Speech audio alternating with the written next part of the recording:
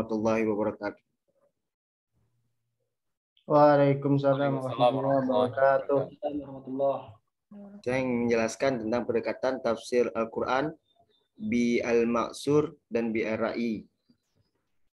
Masuk ke definisi secara etimologi, perkataan tafsir biasa diartikan menyikap, kasyaf, dan menjelaskan, al-bayan. Ianya diambil dari perkataan syaf fasyara atau tafasyarah, yang berarti memeriksa pesakit melalui air kencingnya. Kata tafsir sendiri disebutkan dalam surah Al-Furqan ayat 33, yang artinya, dan mereka tidak membawa kepadamu suatu kata-kata yang ganjil untuk menentangmu, melainkan kami bawakan kepadamu kebenaran dan menjelaskan yang sebaik-baiknya. Untuk menangkis segala yang mereka katakan itu, secara terminologi, tafsir merujuk kepada ilmu untuk memahami kitab Allah yang diturunkan kepada Rasulullah Shallallahu Alaihi Wasallam. Penjelasan mengenai makna-makna kitab Allah yang mengeluarkan hukum-hukum dan hikmah-hikmahnya, definisi terminologi tafsir para ulama tafsir terdahulu hampir semuanya mendekati dengan apa yang disebutkan oleh Zarkashi tadi, seperti yang ditafsirkan oleh Al-Asbahani ataupun Abu Hayyan. Kedua, lanjut ilmu tafsir dan perkembangannya. Sesungguhnya ilmu tafsir adalah lapangan yang luas yang membuat tiga hal utama sekaligus. Yang pertama, tafsir sebagai sebuah proses penjelasan yang dilakukan oleh penafsir dalam hubungannya yang langsung dengan ayat-ayat Al-Quran, sehingga terjadi penyimpangan makna-makna Al-Quran dan penjelasan maksudnya. Seperti yang dikatakan oleh Ar-Ragib Al-Asafani, atau mencari penjelasan makna lafaz-lafaz Al-Quran. Dan yang disimpulkan darinya sebagai baik secara ringkas maupun luas, seperti yang diungkapkan oleh Tahir Ibnu Asyur. Yang kedua, sejarah tafsir yang membahas tentang pergerakan tafsir sesuai dengan sejarahnya yang panjang. Pembahasan ini menjelaskan tentang kehidupan para mufassir, kehidupan dan sumbangannya yang biasa dibahas dalam ilmu tabaqat al-mufassirin, yang dianggap sebagai salah satu cabang dari cabang ilmu sejarah juga. Pengertian tafsir secara bahasa mengikuti wazan taf'il. Keduanya berasal dari akar bahasa, yaitu pertama berasal dari akar kata al-fas yang artinya al-bayan, artinya penjelasan atau keterangan. Yang kata kerjanya mengikuti wazan daroba yadribu darban, atau mengikuti wazan nasara yang suruh nasran, yang memiliki arti al-ibanah, penjelasan. Kedua berasal dari kata at-tafsir, mengikuti wazan fa'ala ditambah farishid pada ain fi'ilnya, yang mengikuti wazan fassara yufassiru tafsiran, yang mempunyai arti al-ibanah dan al-kashfu, yang artinya menerangkan atau mengungkap. Dengan demikian, dari dua kata tafsir tersebut dapat diartikan juga bahwa tafsir dari akal al-fas berarti memiliki kata kashful, mughatta, yaitu mengingkap suatu yang abstrak.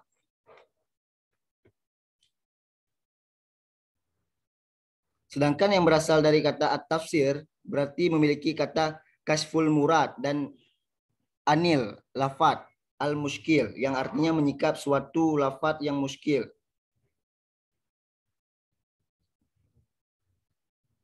Istilah tafsir tersebut merujuk kepada Al-Quran sebagaimana tercantum dalam surah Al-Furqan ayat 33, yang artinya, tidaklah orang-orang kafir itu datang kepadamu membawa sesuatu yang ganjil, maka melainkan kami datangkan kepada sesuatu yang benar dan penjelasan tafsir yang terbaik.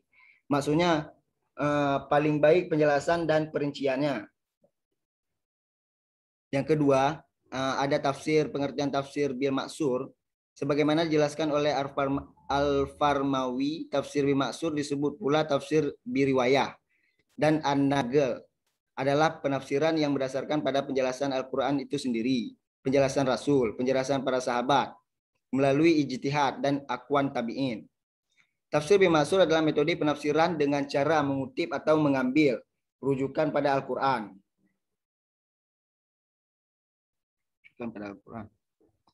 Hadis Nabi, kutipan sahabat, serta tabi'in. Jadi bila merujuk pada definisi di atas, ada 4 otoritas yang menjadi sumber penafsiran. Pertama, Al-Quran yang dipandang sebagai penafsiran terbaik. Kedua, Al-Quran itu sendiri. Terhadap Al-Quran itu sendiri. Kedua, otoritas hadis Nabi yang memang berfungsi sebagai penjelas Al-Quran. Dan ketiga, otoritas penjelasan sahabat yang dipandang sebagai orang yang banyak mengetahui Al-Quran. Dan keempat, otoritas penjelasan tabi'in yang dianggap yang bertemu langsung dengan sahabat. Metode ini mengharuskan mufassir menelusuri sahih tidaknya riwayat yang digunakannya. Adapun perkembangan tafsir bimaksur sejak zaman para sahabat dilakukan dengan cara menukil penafsiran dari Rasulullah SAW atau dari sahabat oleh sahabat serta dari sahabat oleh tabi'in dengan cara yang jelas periwayatannya. Semua kitab tafsir ini biasanya memuat hanya tentang tafsir bimaksur, kecuali kitab yang dikarang oleh Ibnu Katsir yang menyertakan pendapat dan menganalisanya serta mengambil istinbat yang mungkin ditarik dari ayat-ayat Al-Quran. Jenis tafsir bimaksur ada 4, yaitu penafsiran Al-Quran dengan Al-Quran, penafsiran Al-Quran dengan sunnah Rasulullah, penafsiran Al-Quran dengan pendapat para sahabat dan tabi'in. Tafsir Al-Quran, tafsir Al-Quran dengan bi Al-Quran ada beberapa bentuk. Ada yang dalam bentuk menafsirkan sebagai kata tertentu dengan bagian kata lainnya dalam ayat dan surah yang sama. Ada yang dalam bentuk penafsiran ayat yang satu dengan ayat yang lain dalam surah yang sama, dan ada pula dalam bentuk menafsirkan ayat yang satu dengan ayat yang lain dalam surah yang berbeda. Adapun contoh penafsiran kata tertentu dengan kata yang lain dalam ayat dan surah yang sama ialah firman Allah dalam surah Al-Baqarah ayat 187 yang artinya, dihalalkan bagi kamu pada malam hari bulan puasa bercampur dengan istri-istri kamu karena adalah pakaian bagimu, dan kamu pun adalah pakaian bagi mereka. Allah mengetahui bahwasannya kamu tidak dapat menahan nafsumu, karena itu Allah mengampuni kamu dan memberi maaf kepada kamu. Maka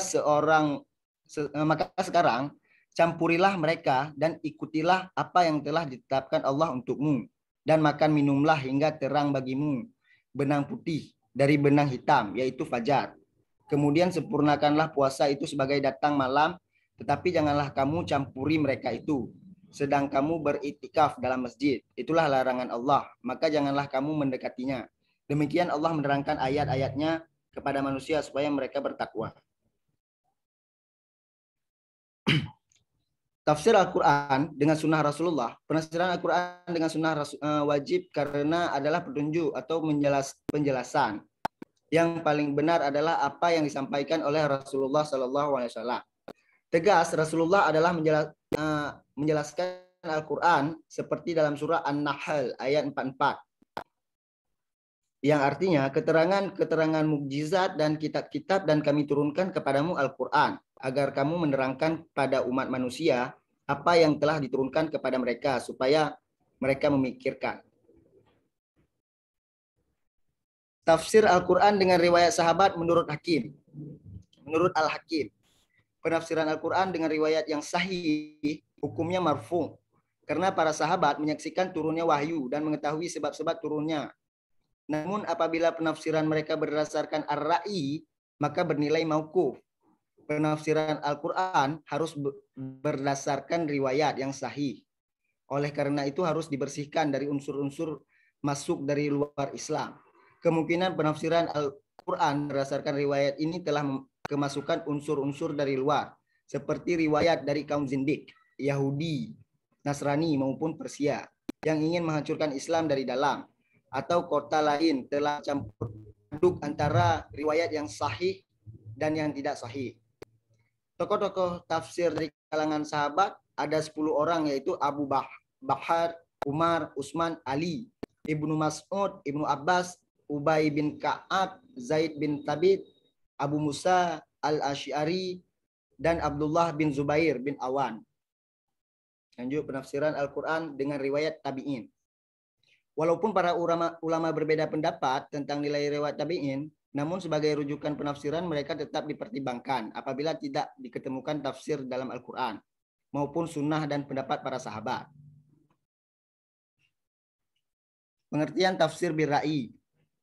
Kata ar-ra'i berarti pemikiran, pendapat, dan ijtihad. Sedangkan menurut definisi, tafsir bir-ra'i adalah penafsiran Al-Quran yang didasarkan pada pendapat pribadi mufassir. Secara etimologi, ra'i berarti keyakinan, i'tiqad, analogi, qiyas, dan ijtihad.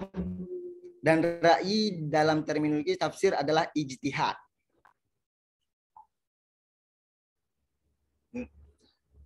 Perkembangan tafsir bir-ra'i. Sebagaimana telah ditemukan pada pendahuluan, tafsir bir-ra'i mulai berkembang sekitar abad ke-3 Hijriah. Corak penafsiran sesuai dengan sudut pandang mereka masing-masing. Kaum fuqaha, ahli fikih, menafsirkan dari sudut hukum fikih seperti yang dilakukan oleh Jashas, Al-Qurtubi, dan lain-lain. Melihat perkembangan tafsir bi ar-ra'i yang demikian pesat, maka tepatlah apa yang dikatakan Mana al-Qattan bahwa tafsir bi ar-ra'i mengalahkan perkembangan al-maksur. Meskipun tafsir bi ar-ra'i berkembang dengan pesat, namun dalam menerimanya para ulama terbagi dua, ada yang memperbolehkan dan ada yang melarangnya. Tetapi setelah diteliti, ternyata kedua pendapat yang bertentangan itu hanya bersifat afzi, redaksional. Maksudnya kedua belah pihak sama-sama mencela penafsiran berdasarkan ra'yu, pemikiran semata tanpa mengindahkan kaidah-kaidah dan kriteria yang berlaku. Jenis-jenis bir-ra'i. Tafsir ar-ra'i yang terpuji yaitu tafsir yang memiliki ciri-ciri sebagai berikut. Yang pertama, sesuai dengan tujuan Asy'ari Allah Shallallahu Alaihi Wasallam. Dan yang kedua, jauh atau terhindar dari kesesatan. Yang ketiga, dibangun atas dasar kaidah-kaidah bahasa Arab yang tepat dengan mempraktekkan gaya bahasa, uslubnya dalam memahami nas-nas Al-Quran.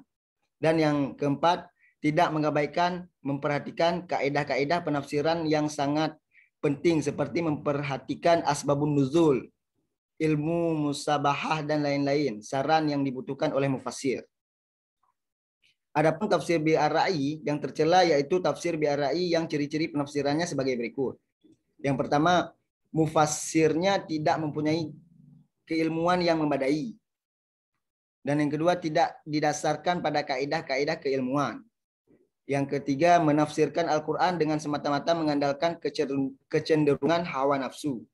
Dan yang keempat, mengabaikan aturan bahasa Arab dan aturan syari'iyah yang menyebabkan penafsirannya menjadi rusak, sesat, dan menyesatkan. Itulah sebabnya mengapa tafsir seperti ini disebut pula dengan at-tafsir al-batil. Bahkan tidak jarang digabung menjadi tafsir mazmun yang batil. Kesimpulannya, tafsir bimaksur diartikan sebagai tafsir yang dilakukan dengan jalan riwayat, yakni tafsir Al-Quran dengan Al-Quran, hadis, pendapat sahabat atau tabi'in. Tafsir bir-ra'i didefinisikan sebagai upaya menyingkap isi kandungan Al-Quran dengan ijtihad yang dilakukan dengan mengapresiasi eksistensi akal. Ada pula yang berpendapat tafsir itu sama saja dengan tafsir bir-ra'i, penafsiran dengan pendapat. Artinya para tabi'in itu mempunyai kedudukan yang sama dengan mufassir yang hanya menafsirkan berdasarkan kaidah bahasa Arab. Tafsir bi ar-ra'i adalah upaya untuk memahami nas Al-Quran atas dasar ijtihad seorang ahli tafsir atau mufassir yang memahami betul bahasa Arab dari segala sisinya, mengerti betul lafaz-lafaznya dan dalalahnya, mengerti syair Arab sebagai dasar pemaknaan, mengetahui betul asbab nuzul, mengerti nasikh dan mansukh di dalam Al-Quran, dan menguasai juga ilmu-ilmu yang dibutuhkan seorang mufassir. Baik, mungkin ini saja dari saya.